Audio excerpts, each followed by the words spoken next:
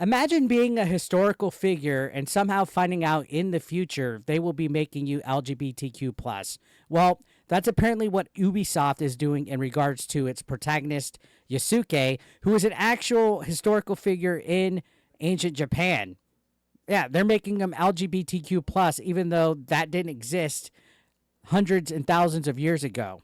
In ancient Japanese times, there was no such thing as LGBTQ plus representation. But of course, in modern society, for modern audiences, companies like Ubisoft cater to this weird woke agenda. They have to have this diversity that was exposed when they're quadrupling down on their efforts with DE and I through this internal memo that was exposed by the quartering. They're going to represent people of diversity in their video games. Historical accuracy doesn't matter at this point, ladies and gentlemen. And this is coming off after they got so much backlash just from announcing Yasuke as one of the protagonists, because people have been wanting a Japanese Assassin's Creed for quite some time. You would expect a Japanese character to be one of the protagonists. No, they went with an African man. And yes, while he was a real individual, it seems like they've embellished a little bit to give him a better story to represent whatever weird agenda that they're wanting on here. And a lot of people were quite upset with it. So now Ubisoft is appearing to confirm that both, not just Yasuke, but also Naoe, and I hope I'm pronouncing that right. I probably am not. They're both LGBTQ plus characters. Again, this is a concern. Now, everything is a little bit ambiguous in regards to this because there was a blog post where they made a statement. They said that both of the characters' disparate personalities also led them to have different relationships and rapport with other characters, and they don't always feel the same way about people, nor do people always feel the same way about them. I guess that's a little bit ambiguous. It doesn't really specifically mention anything directly LGBTQ plus, but you could kind of read through, I guess, the hidden message here that they're gonna go that way, especially when you've seen rumors of Sweet Baby Inc. having been involved with Assassin's Creed Valhalla. Who's not to say that they're not dipping their toes in here? They already apparently have an LGBTQ plus activist involved with this game as a consultant, Sachi Schmidt-Hori. Apparently, she's a pretty big LGBTQ plus activist who's been hired on board as a consultant, and we'll get into her in a minute. But they are saying romance options in this game, that romantically both protagonists will also attract and be attracted to different types of people. Through the pair, players will get to experience a multitude of relationships. And yeah, I get it. Diversity, representation, put people in the games. You know, it's healthy to have a little bit of everything. But obviously, you're force feeding it in here. Because in ancient Japan, again, like I said, LGBTQ plus was not a thing.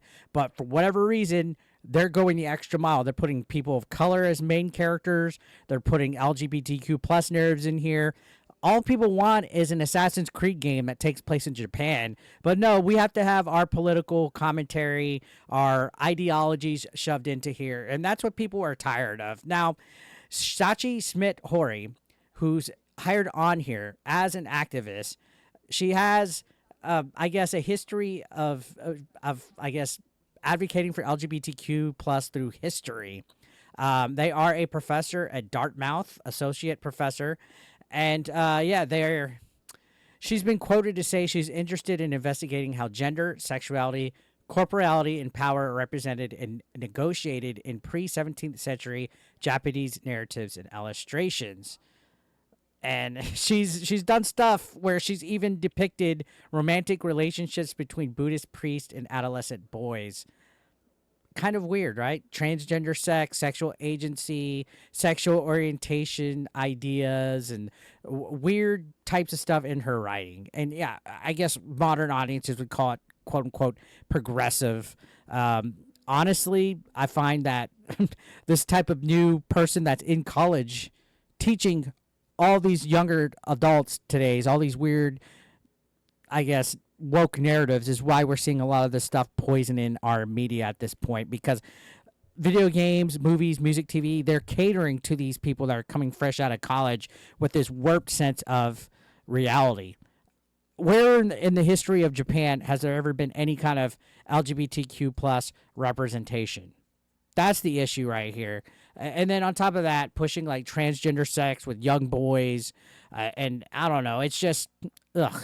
In my opinion, it's a little bit off-putting when you want video games to not be anything but fun. Video games are supposed to be fun. I get it. It's good if you have an actual character that's a LGBTQ plus individual, somebody that you make as a good character with good character traits. But with Yasuke, we're talking about an actual historical figure, and they're shoehorning sexual orientation in there when no such thing like that existed back in ancient Japan. And again, this is coming off after an alleged eternal document has been leaked by the Quartering, where they're detailed how committed Ubisoft was as a company to woke ideology, that they're quadrupling down, that they're standing for diversity and inclusion in their workplace, and that they believe there's no room for hate in gaming, which on paper, again, diversity is a good thing. But when you're trying to push all this wokeness on the people, people grow tired of it. People don't like this. And this is just one of many things on this game that are already hurting it. You've seen the backlash with people finding out that Yasuke is the main protagonist. You know, we want a Japan character, a Japanese man, to be a main protagonist in a Japanese Assassin's Creed. But no, we need a person of color instead, right? Then you got the whole thing with Naoe being a shinobi, and her character doesn't bother me as much. But now they're being both shoehorned in as LGBTQ plus. On top of that, you got this price narrative that people are not really giving justice to. There's been a running gag that the price point is what the real thing is that we should be mad about. $130 for a collector's edition. Either way, it seems like Ubisoft has been more interested in catering to this weird progressive modern audience instead of building and making brand new stories, brand new games that are fun to play. And a lot of this is happening with companies. They're going woke, and they're finding out the hard way that the backlash is a bit much. The Assassin's Creed trailer for Assassin's Creed Shadows is being disliked. These trailers are being immensely disliked. There's no way that they're not noticing this. And as a company, they should really listen to feedback.